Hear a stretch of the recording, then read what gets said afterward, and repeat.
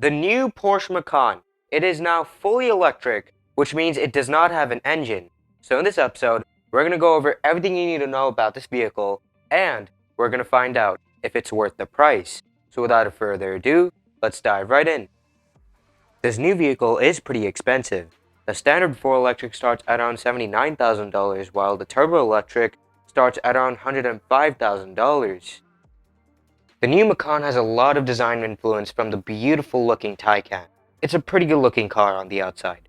On the front, you can see those daytime running lights look very similar to those on the Taycan. Below them are the real headlights. The grille has been removed since it's electric, and now you get this big vent at the bottom. On the side, it looks pretty similar to the previous Macan. However, the wheelbase has been increased by about 3 inches, and the overall body is slightly longer. One thing though I'm not really a fan of is that black panel at the bottom of the door panels. The rear of this car is decent. It has a similar light bar to the Taycan, and a big black plastic at the bottom, also similar to the Taycan. The turbo electric has a slightly sportier exterior than the standard 4 electric. It gets a slightly more aggressive front bumper, gloss black trim, and vents located below the rear light bar. This is also a very aerodynamic vehicle, and it's got some key features to help with that, such as a rear folding spoiler located below the windscreen. The front air vents close automatically when there's no cooling needed, and the bottom of this vehicle is completely flat, just like with most other EVs, and that results in a drag coefficient of 0.25 CD. That's very good, and overall it looks pretty neat on the outside. It doesn't look as good as the Taycan, but it does look slightly better than the previous version. Now if you want to see a comparison video of the Taycan, click on the top right corner of your display, and also let me know in the comments down below what do you guys think of the exterior design of the new Macan.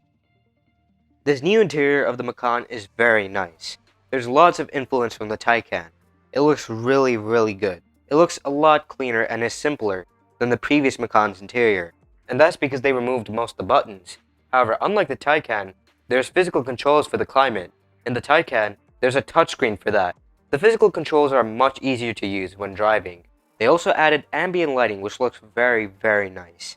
Now, the front seats have been lowered by 28mm, and the back seats have been lowered by 15mm. However, the extended wheelbase means you will have more legroom in this vehicle than the previous version. For the comfort features, you get heated and ventilated seats, a heated steering wheel, and a 4-zone climate control. Overall, it's a beautiful interior. It looks very elegant and is very luxurious. But what do you guys think of this new interior? Is it better than the previous one? Let me know in the comments down below. The new Macan features 3 displays, 2 in the front, 1 in the back. In the front, you have a 13-inch curved driver's display and an 11-inch center display which provides vehicle controls. The rear display provides climate controls.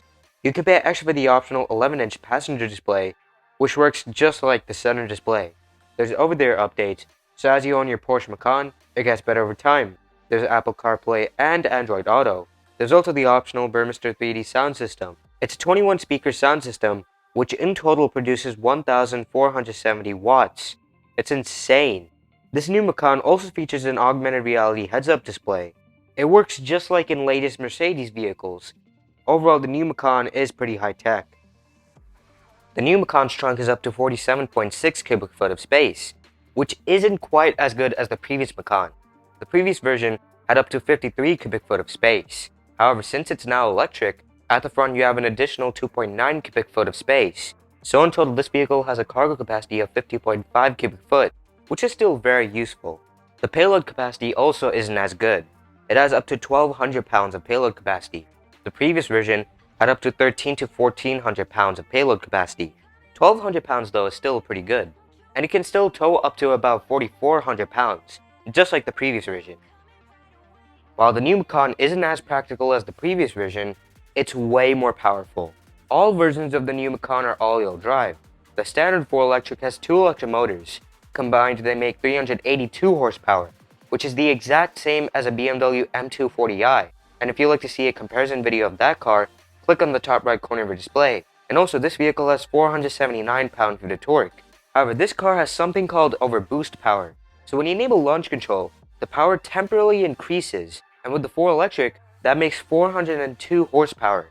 The turbo electric though is way more powerful. It also has 2 electric motors, but they generate 576 horsepower and 833 pound-feet of torque. 833 pound-feet of torque, that's incredible. and when you enable launch control, the power goes up to 630 horsepower. That is a lot. That's almost 200 horsepower more than the previous Macan GTS. It's insane. Now all versions of the Macan get a single-speed automatic transmission, and it also features Porsche's premium platform electric, which is an 800-volt architecture featuring a 100 kilowatt-hour battery pack that can charge at up to 270 kilowatts. And thanks to it being super aerodynamic, the 4 Electric has up to 381 miles of range. 381 miles of range, that's insane. The Turbo Electric has up to 367 miles of range, which is really impressive. While this new vehicle has a lot of power, how fast can it actually go? Well, the standard 4 Electric can go from 0 to 60 miles per hour in 4.9 seconds. That's pretty much a whole second quicker than the previous standard version of the Macan. That would go in 6 seconds. It also has a top speed of 136 miles per hour. However, the previous standard version had a top speed of 144 miles per hour. But still, 136 miles per hour is very fast. And in most cases, people are not going to be driving at that speed. The Turbo Electric, though, is insanely quick. It can go from 0 to 60 miles per hour in 3.1 seconds. 3.1 seconds, that's really fast. That's also pretty much a whole second quicker than the previous Macan GTS. That would go in 4.3 seconds. It also has a top speed of 161 miles per hour, while the previous Macan GTS had a top speed of 169 miles per hour. But 161 miles per hour is still insane. The new Macan features Porsche's latest active air suspension system and adaptive dampers, so you can adjust the ride height depending on the road conditions, and also you can alter the firmness. So on casual trips, you can set them to a softer setting, allowing the vehicle to go smoother over bumps, making the ride more comfortable. Or you can set them to a stiffer setting during spirited drives, which will make the vehicle handle better and reduce the body roll when cornering. It also now features rear wheel steering, so at low speeds, the rear wheels turn at the opposite direction of the front wheels. With that, making U-turns and maneuvering through tight spaces will be much easier, as it reduces the turning circle significantly, making this mid-size SUV as maneuverable as a little hatchback. And at higher speeds, that makes the car more stable, as it turns the rear wheels the same direction as the front wheels. Since it's electric, there's the regenerative braking, which makes the driving experience much easier, since you don't have to constantly press on the brake pedal. So when you lift your foot off the accelerator, the vehicle will automatically stop, and it's very good for the battery, because while it stops, it will charge the battery at the same time, increasing the efficiency.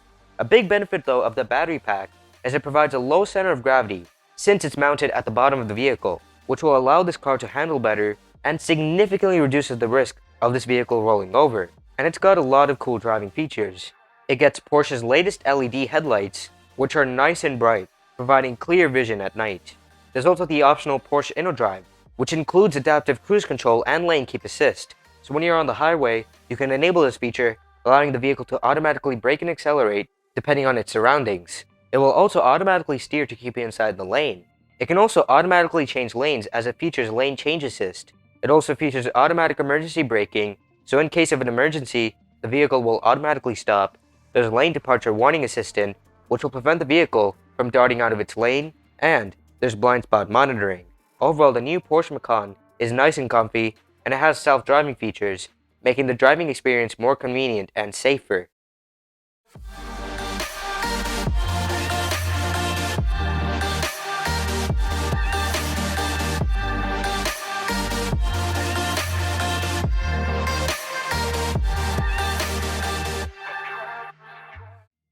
Pre-orders have already begun of the new Macan, and deliveries will start in late 2024. So is it worth its price? Yeah, it's slightly worth it. It's just a little bit too expensive, and a lot of its features are going to cost extra cash. Most of its competitors start at a lower price and have more features. But apart from that, it's a very good car. It looks nice on the outside, has a super premium interior, it has Porsche's latest technology, it's practical, has an impressive range, it's super powerful, and very fast. It's a big improvement over the previous Macan. The previous version was a very good car, but now it's time for the new Macan EV, and it's a fantastic mid-sized SUV. Now I'm going to compare this vehicle to its competitors, and you do not want to miss out on those videos. So hit the red subscribe button down below and turn on the notifications. That way you never miss out on any new episode posted on this channel. And also, let me know in the comments down below, what are your opinions of this new vehicle? But anyways, that's going to wrap it up for today's episode.